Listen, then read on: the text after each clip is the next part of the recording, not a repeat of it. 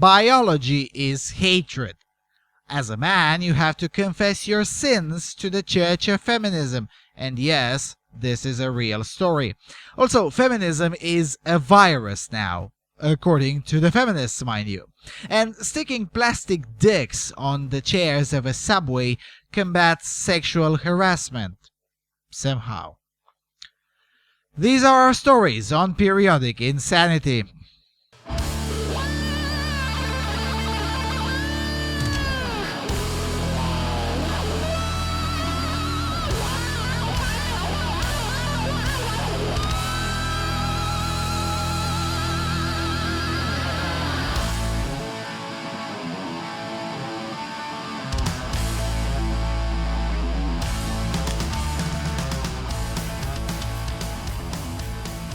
Hello everyone and welcome to episode 7 of Periodic Insanity. Alright, so in line with the promise of doing at least one of this once a month, I gathered some stories of legit lunacy that occurred during the last month. Also for this episode I hope we'll have time for a funny news segment, because all of this insanity can really get depressing, so we need to laugh a little bit. Alright, so let's start with the weirdest one. Coming from Heat Street, Mexico City subway installs plastic penis on seats to fight sexual harassment.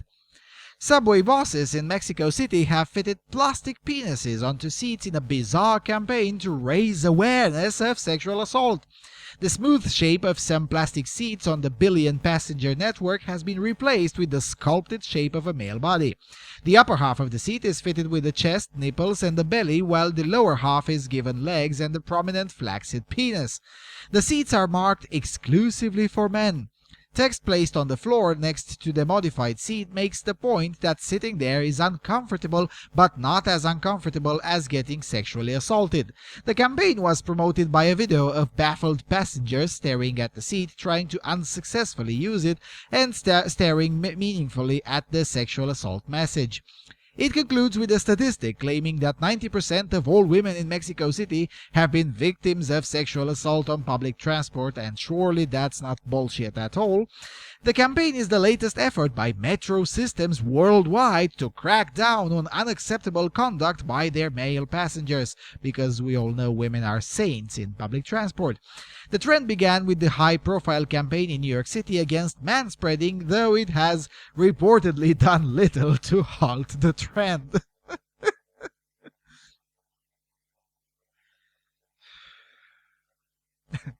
Now, question number 1. How is this helpful?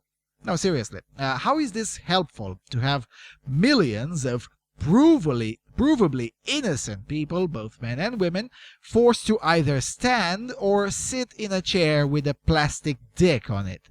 How is that helping any cause, let alone the cause of alleged sexual assaults in subways? Besides, this is likely blown out of proportion to begin with.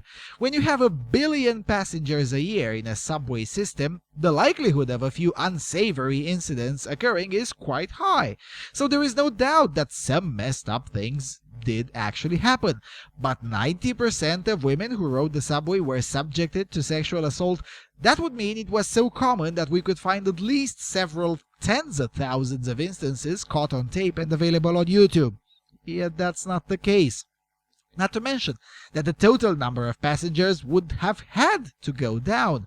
Presumably, a significant chunk of female passengers would have stopped using the metro system, or at the very least, start using it less often. But that didn't happen either. So either women really like being sexually assaulted, or at the very least they don't really consider it a problem, or the 90% figure is outright fiction. My money is still on the latter. Alright, let's go to the next story. Masculinity confession booth hits Canadian campus.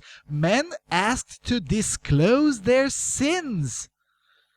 And goes like this, quote, "A Canadian university is hosting a 4-day event where students may enter a confessional booth to reconcile the sin of hypermasculinity.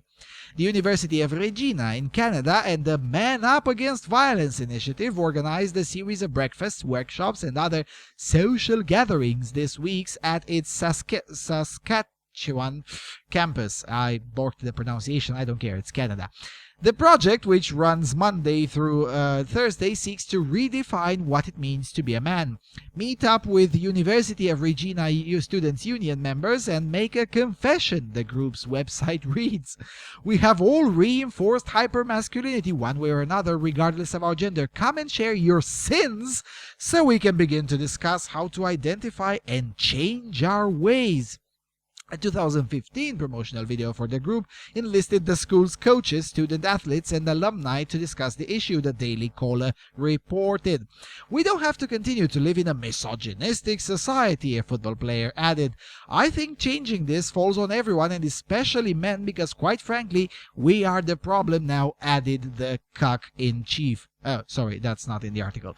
Anyway, the group's website adds that its mission is to use education, training, partnership, and awareness to, quote, "embrace positive ideals of masculinity and inspire men to accept their role as advocates in the movement to prevent violence in our community." Now, last time I called feminism a religion, or at the very least a cult, I got a bit of a pushback, but really, how much longer are we going to pretend that feminism is not a religion? It has holy texts, holy topics, now it has the confession of sins, and just like Islam, it has a certain group of people defined by immutable characteristics that it hates. Islam with the Jews and feminism with all men. How many more characteristics of a religion must feminism acquire before we recognize it as such? I'm very serious with this question. Talking sexual politics with feminists is like talking evolutionary biology with Jehovah's Witnesses.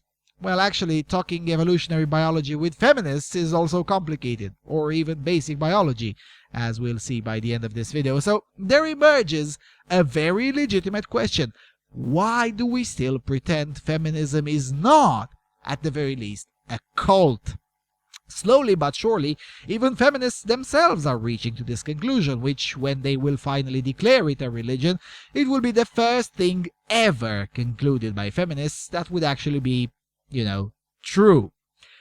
It all started when they tried to infiltrate atheists and then ended up creating Atheism Plus, which, in addition to being an utter failure, at the very least made the first step towards acknowledging that atheism per se is not compatible with feminism.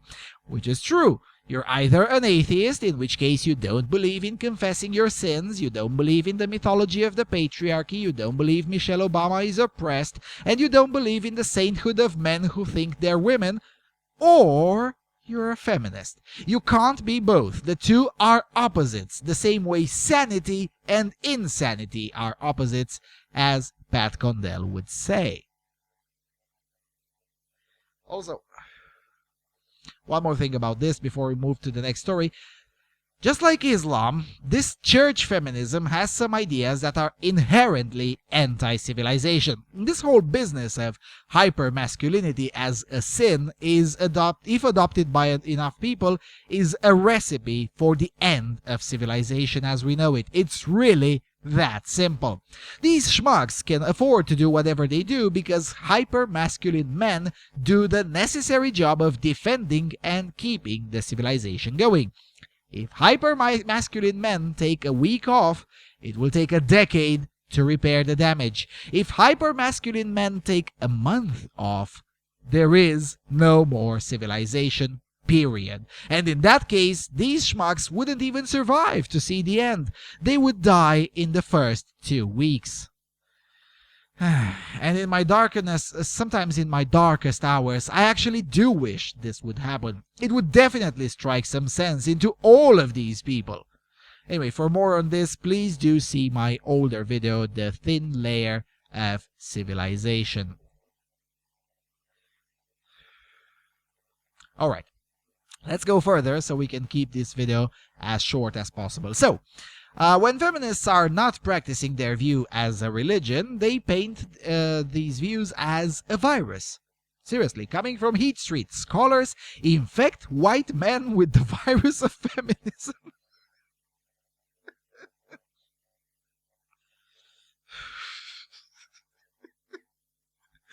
I'm sorry, I'm trying to be serious, but at some point one just has to burst into laughter. Anyway, it goes like this, quote, it starts tamely enough. Someone talks passively about the wage gap over dinner. The next week, they retweet J.K. Rowling taking a stab at Piers Morgan. A few months later, suddenly they've changed their major to gender studies and are talking about how men owe them money.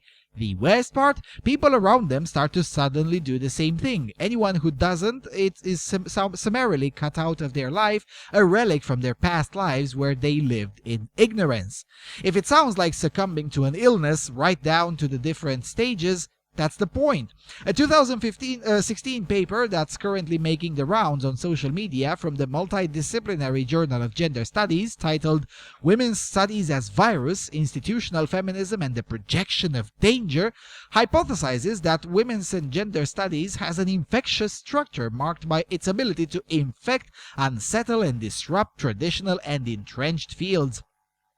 Penned by Brianne Foss and Michael Carger, the essay uses the metaphor of the virus as an ideal for feminist pedagogy and investigates how both gender studies and the spread of actual viruses like HIV and Ebola produce similar kinds of emotional responses in others.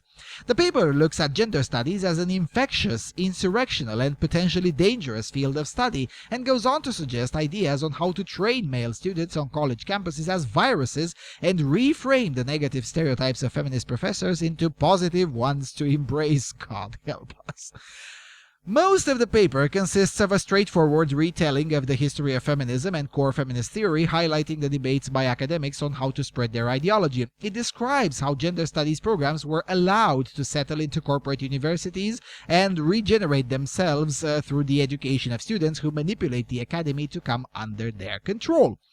To counter the struggles feminists face in propagating the ideology, the ideas the authors propose are alarming. First, the paper's authors suggest using white heterosexual men as vectors for the feminist virus. To turn them into vectors, the authors first propose discovering methods to awaken them to their privileges of whiteness, heterosexuality, and maleness.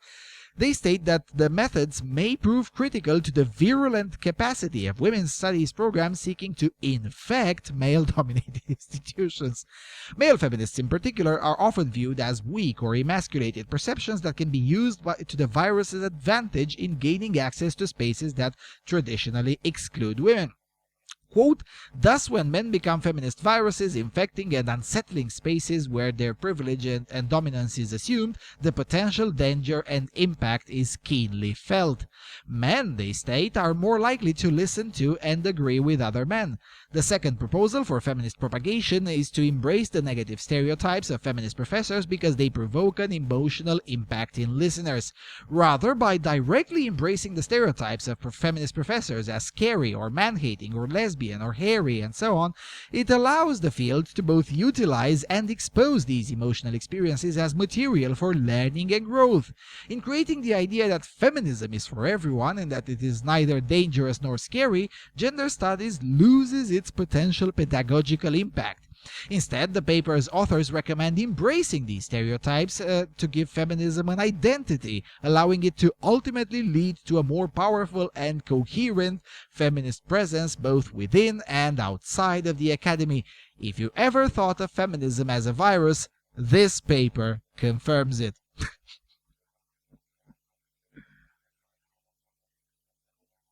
Now, that's all fine and dandy up until this portion. Quote, men, they state, are more likely to listen and agree with other men, end quote. Not only is this portion utterly false, but this portion also omits the portion that men are more likely to beat the crap out of other men. And nobody is more punchable than a male feminist. But then again, this is a virulent religion, as they themselves admit. So concerning themselves with reality is, of course, out of question. Nevertheless, it is worth pointing out for everyone else that every time someone tried to study the in-group or out-group preferences of people, the results were more or less the same when it comes to sex preferences. About 3/4 of women prefer other women, and about 1/4 of men also prefer women. The remaining quarter of women and the full 3/4 of men manifested no noticeable group preference in terms of sex. Mind you, this is for situations that don't involve sexual activity, but situations like who would you rather talk to or would you rather spend the next 4 hours with if you would have to wait alone, blah blah blah. Anyway, are there exceptions to this generalized rule? Sure. I mean, I know a few ladies who prefer men and few chaps who detest the idea of spending time with random women. But there is a mountain of evidence that shows that by and large, in social situations, it is simply not the case that men are more likely to agree with other men. Quite the opposite. To assert otherwise, basically, is to engage in extraordinary claims for which extraordinary evidence needs to be put forth. But then again, evidence is a patriarchal construct, so, well, feminists can't be expected to get that. Anyway, in a less serious note, some cancers are caused by viruses, so in comparing themselves with a virus, then, well, it stands to reason that feminism is cancer is actually an accurate description of reality. I mean, I'm using feminist logic here. And seriously, the more they progress into lunacy, the memes just write themselves from one point on. Anyway, let's get to the next story, coming from the Huffington Post, a place of cancer where I go so you don't have to. Transphobic free speech bus to tour the United States with a message of hate. It's a bit long, so I took the liberty to cut portions of it. Anyway, it goes like this. A bus fueled by hate is embarking on a tour of the East Coast. On March the 22nd and 23rd, the free speech bus will be parked in front of the United Nations and Trump Tower in New York City. On the side of the eye-catching orange vessel is the phrase, "It's biology, boys are boys and will always be, girls are girls and always will be, you can't change sex, respect all." The organizers behind the bus include the notoriously anti-LGBTIQ groups National Organization for Marriage and International Organization for the Family, which are based in Washington, D.C. Both are led by Brian S. Brown, the social conservative behind the Dump Starbucks campaign, very, very nice chap, which encouraged people to boycott the coffee brand in 2012 because it publicly advocated for same-sex marriage. "It's biology, not bigotry," Brian S. Brown said of the free speech bus's message in the release. "Men and women were created equally, each given a gender that is fixed, immutable, and complementary. Rather than perpetuate a lie that gender can be changed based on emotions and feelings, we should encourage people to embrace and love who they were made to be." According to a press release, after its scheduled stops in New York City, the bus will travel to New Haven, Connecticut, and park at Yale University, and continue on to Boston, Massachusetts, Philadelphia, Pennsylvania, and of course Washington, D.C. Once the bus is parked in each location, representatives from the campaign will speak to the media and have meet and greets with local supporters. Josef Garbowski, a spokesperson for the NOM, told the Huffington Post, several organizations that advocate for LGBTIQ rights in New York City, such as Advocates for Intersex Youth and Outright Actions, have banded together to speak out against the bus. Saying that the message is discriminatory and encourages violence against transgender individuals. Quote, "Free speech is a constitutional right, but language has consequences that must be considered," Jessica Stern of Outright Actions International said in a press release sent to the Huffington Post. "Trans youth already have an extremely high risk of violence, discrimination, and suicide. Broadcasting a message that erases and denies the reality that transgender and intersex children and youth exist is irresponsible, factually misleading, disrespectful, and dangerous. This vehicle is part of the reason trans youth are driven to suicide."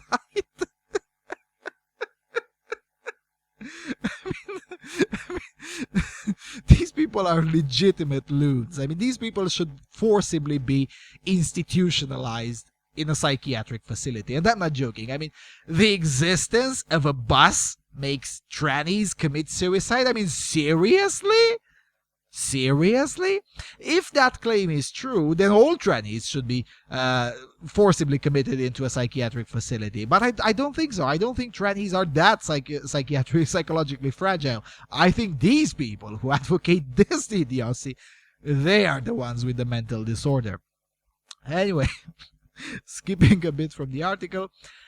Earlier this year, a similarly styled bus drove around Spain and was eventually banned in Madrid on the premise that it was discriminatory and could incite hate crimes. After the bus was banned, it received high-profile attention from Chelsea Clinton, who tweeted, "Please don't bring these buses to the United States or anywhere." Citizen Go responded to her tweet that read, "Don't worry, Chelsea Clinton, we'll be there soon." The LGBTQ groups working together against the bus are also calling on New York City's political and civil society leaders to join them in their fight, which is not a far stretch of the imagination. New York City has many inclusive policies and programs for the LGBTIQ community. For instance, earlier this month, Mayor Bill de Blasio, of course a Democrat, signed an executive order that granted people access to public facilities that correspond with their gender identity. That means they allow full-grown men to go into women's bathrooms. Yet New York's openness towards the LGBTQ community, they forgot an I in this paragraph. It's not LGBTIQ anymore. Come on, Huffington Post. Try harder. Anyway, the New York's openness towards the LGBTQ community is part of the reason why the bus tour is starting in the city. Grabowski told BuzzFeed that the bus tour is trying to embolden social conservatives living in progressive cities. One of the purposes of the bus tour is to have people speak up if they feel uncomfortable and let the business owner know, Grabowski said. This can't be considered transphobic or bigoted. Well done. Seriously, well done. No, I'm not joking. Very well done. This is agitprop à la carte, or by the book. This is something that I would love to see replicated and pushed harsher and harsher, because it's relatively cheap to do and it gets the maximum effect. There's no way leftists can spin this. They're going full retard because an orange bus with a scientifically accurate message is parked in front of a building. There's no way you can spin this to the general public in such a way that makes you look anything other than brutally insane. Because as hard as this may be for progressives to believe and to understand, the vast majority of people, including the vast majority of New Yorkers, believe exactly the same way as the overwhelming majority of the planet, namely that boys are boys, girls are girls, and sex change is lunacy. Calling it bigotry won't help really that much, not even in progressive areas. Besides, the more leftists double down on this nonsense, and conservatives should continue to bait them into doubling down, the more they do this, the more the myth of the left as the party of science is dispelled from the popular culture, which in itself is fantastic. The left has been successful in spreading the meme that they're the party of science because they used the naivete and, let's face it, the kookiness of the old religious right on evolutionary biology. But times have changed, so the narratives have to change too. You can't be the party of science, yet at the same time deny that the preborn children are alive or support sex change. The science doesn't bear that out at all. Now, if I were a leftist, I would do some introspection and narrative analysis, but I'm not a leftist, and the purpose of this channel is not to help leftists recover. Quite the opposite. It would be a moral crime to interrupt the left as it's committing mistake after mistake. The worst mistake would be to interrupt them. Alright. Staying a bit more in the tranny land, because this topic is one that produces a huge amount of insanity. Sometimes it's funny, but sometimes it's not funny. It's actually destructive, which is why it needs to be vigorously opposed. Coming from the Daily Wire, fair transgender who made switch from men's to women's volleyball now eyeing Olympics. And goes like this, quote, "A transgender athlete from Hawaii is on his way to the Olympics after switching over to the women's volleyball division. Now, much appreciation and love to the Daily Wire for using the correct terminology, which is his way, he says, and so on. This is a dude. So there's no rational reason to talk about him as if he's not a dude. Anyway, Tia Thompson, a 32-year-old biological male who believes he's a woman, competed in the men's division for all USAV sanctioned competitions up until January, when USA Volleyball declared him eligible to compete as a female. Unsurprisingly, Thompson is dominating biological women in Hawaii's most popular sport and has set his sights on the Olympics. As the old saying goes, if at first you don't succeed, switch over to women's volleyball and crush everyone. It's a touchy subject because volleyball is a main sport here, Thompson told NBC4. Because of my religious background with my dad's side and my mom's side, we didn't speak of it, but we knew. As soon as I turned 18 and I moved out, I started transitioning and started taking hormones, he added. Although the volleyball star said he began transitioning at age 18, it is unclear if he actually had reassignment surgery, since this is no longer a requirement for trans athletes who wish to compete in the Olympics. USAV requires transgender women to undergo hormone replacement therapy consistently for at least 1 year with proper documentation, and they also have to change their identification, like passports and birth certificates, to female. Before, some organizations, including the Olympics, would require trans athletes to have sex reassignment surgery, notes NBC4. It took me 3 years to finally get approved with all the transitioning and all the hormone therapy and submitting all my paperwork to the gender committee, said Thompson. Now that gender has been deemed a social construct that is totally disconnected from our biology, women all over the world are getting a taste of fairness, leftist style. As reported by the Daily Wire last week, a man who identifies as a woman is currently dominating women's weightlifting and setting national records. Laura Hubbard, a transgender quote-unquote woman from Kiwi, took a commanding win in Sunday's Australian International event in Melbourne. The athlete wrecked the biological women during Sunday's showdown, setting 4 national records. Hubbard lifted a combined total of 268 kilograms, 19 kilograms better than silver medalist Yuniara Sipaya of Samoa, notes NZ Herald. Imagine being a biologically female athlete and working all your life to reach the top of your field, only to have it taken away by a biological male. Is this the male privilege the left always gripes about? And females are even getting screwed by this nonsense at the high school level. As noted by the Daily Wire last summer, a biological male high schooler took home all state honors in Alaska's female track and field division, knocking actual females off the podium.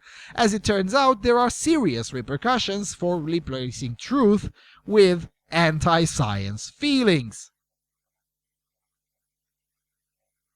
I mean, there is really nothing more to be said. Basically, you are entitled to your own opinions, but not to your own facts. You can't believe, you can, you definitely should be able to, and you can believe that dudes who think they're women should be allowed to call themselves women. Incidentally, I believe that too. I believe they should be allowed to do whatever they want. I mean, it's not my body, so why should I care if some random adult dude decides to mutilate himself? Seriously. However, this belief, like any other counterfactual belief, must not be allowed or even tolerated when it produces negative effects upon non-consenting third parties. All men are men and all women are women. This is a fact. The intersex argument is a red herring. Even the intersex have a dominant sex that can be determined by chromosomal analysis. So please don't use absolute exceptions to make them seem as if they are the absolute norm. They are not. The overwhelming majority of these people, like this Thompson dude, are not the opposite sex. This idea that everyone should accommodate the confusions of a tiny few at the expense of the overwhelming majority is insane.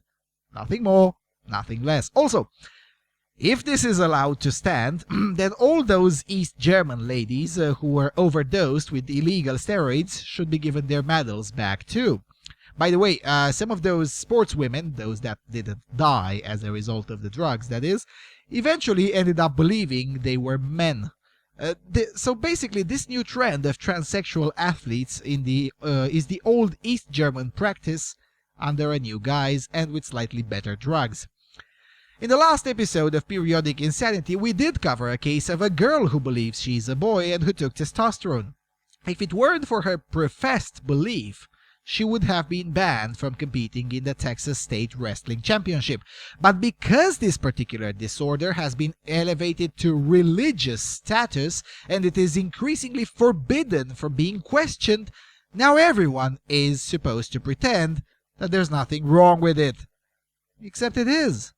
And calling bigotry on anyone who is pointing it out isn't helping at all. In fact, as far as I'm concerned, it is out of compassion, not bigotry, that I think these people should be offered psychiatric help and assisted to get used to reality. That is compassion done right. Appeasing the delusions of a mentally disordered person is not compassion. It's actually making things much worse. It may be well intended, but it's definitely not compassion. And turning societal institutions such as sports upside down entirely just to appease to such individuals sends the entirely wrong signals and creates a whole plethora of perverse incentives.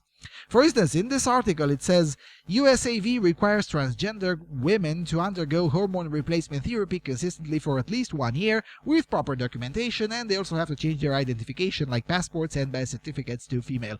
Well, with such a threshold, it's remarkably easy to do it. I mean, I'm a bit old, but if I really wanted to, I could still do it. I could go to Norway, which has a law that says that if I say that I'm a woman, the state is obliged to believe me as long as I am older than 7. Yes, 7. I could go and claim that I'm also oppressed in Romania due to my gender identity, so getting citizenship with proper female documentation isn't really an issue. Then, with my new documents, I can go to the United States and work for a year to find a doctor that would sign me papers that I did the necessary therapy without actually doing it. And if you think that's not possible, you haven't studied the phenomenon, but I did.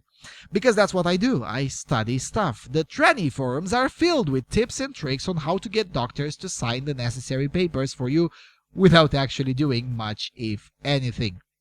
Then with all of those, I can go and compete in women's sports. Now, I am a bit out of shape, but I have some military training behind me, which is more than enough to excel if I compete against women, especially in football, handball, volleyball, and other such sports. Again, this is not a joke. This is now the legal reality. And again, if you think I'm exaggerating, just give it a year or two. I mean, I've been proven right quite consistently on these things so far. I fully do expect this to become the norm in the next 5 years, unless authority figures start making a stand and just say no.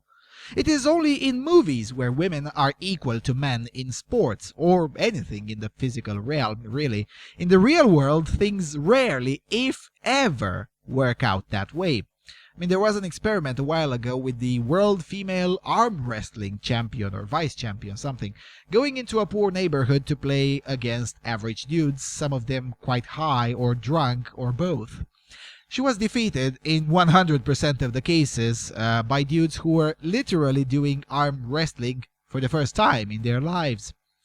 This kind of matches my experience too. When I was a university student, me and a few colleagues of mine in the same dorm, old dudes, answered the challenge to play handball against the city's handball squad, which had just qualified in the Women's EHF Champions League group stage, which means they were in the top 16 best squads in Europe.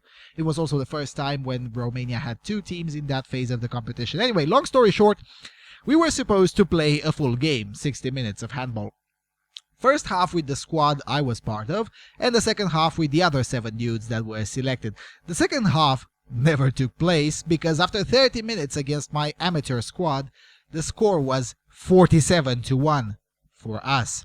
And the reason we did concede even 1 goal from the girls was because we did not have a designated goalkeeper. We would just attack in 7 men. And at one moment, one of them did throw the ball towards our field and it went into the net. After the first half, the professional women said they could not take it for another half, physically. Thank goodness for them that the event wasn't advertised too much. Again, 5 dudes out of the 7 that were on the pitch that evening never played handball in their entire lives. They learned the rules of the game as they were on the pitch. This is what happens when men compete against women in any sport. On the other hand, maybe it's not that bad. In some countries, like the United States, the only reason women's divisions still exist is because they're legally obliged to exist. This trend could put the whole division out of misery, and then we can stop pretending. I did a whole podcast 4 years ago on women's sports. You can find it on my Patreon account, and my position still hasn't changed much. Women's sports are really a joke. Every single market indicator shows that. Sure, there are exceptions, such as volleyball, where women's divisions are actually quite popular and even more financially productive than men's divisions, and also handball, but by and large, the market and the sportive value of women's sports is a joke. So the left supporting this tranny thingy is kinda self-defeating for them, since it undermines their previous arguments that there is an intrinsic value in having separate women's sports. Well, there isn't, and everyone can see that. Alright, enough with this. Let's do a funny story and then wrap this up. So, Turkey is still a secular republic, but with a majority Muslim population. This means that calls to prayer in the middle of the night aren't exactly unheard of. In fact, they are the absolute norm in most areas of the country. However, in the Kuzey-Kent neighborhood of the city of Kastamonu, this is what people were able to hear coming from the mosque at 1 a.m.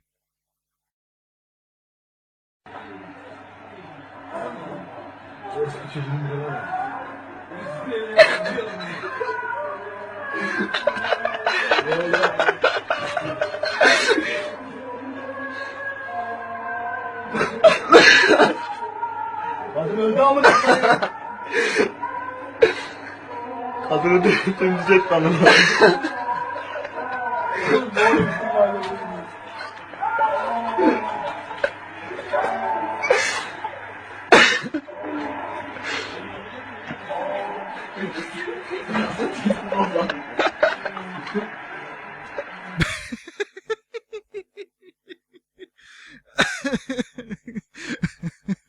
Coming from Breitbart, prayer loudspeakers in Turkish city broadcast porn audio.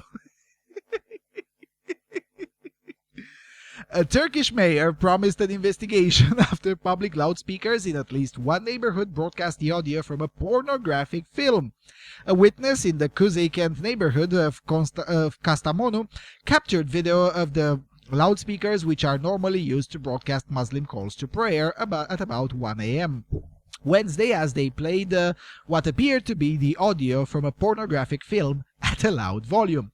The 53-second video, which featured the sound of amused witnesses laughing, quickly went viral on YouTube. The Kastamonu mayor, Tahsin Babas, promised an investigation in a Facebook post. Quote, "The unmoral provocation that had been conducted by intercepting the announcement system of our municipality and heard in certain spots in our Kuzey-Kent neighborhood has no relation with our institution. The necessary legal process will be launched as soon as possible for those who are responsible for this unmoral act, and we apologize to our precious fellow townsmen for this situation," Babas wrote. Social media users theorized workers at a city building were watching the adult film and forgot to shut off the speakers. Security officials said they suspect the municipal frequency was used to broadcast through the speakers was intentionally intercepted by pranksters. "We think that they intercepted the municipality frequency because it occurred in only one region. It would have occurred everywhere if it was the municipality's central announcement system.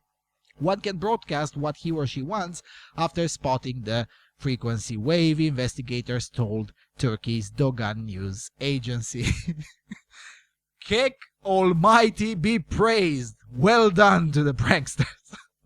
I mean, seriously, whoever did this, may Kek bless you. This is just beautiful. This is exactly how I like it. Disrupting totalitarian ideas with fun and trolling. The second we lose our sense of humor, we start to take ourselves way too seriously, and then we lose. Praise Kek! And with all of that being said, thank you all for watching. Thank you for your continuous and generous support. And I'll see you around on Freedom Alternative.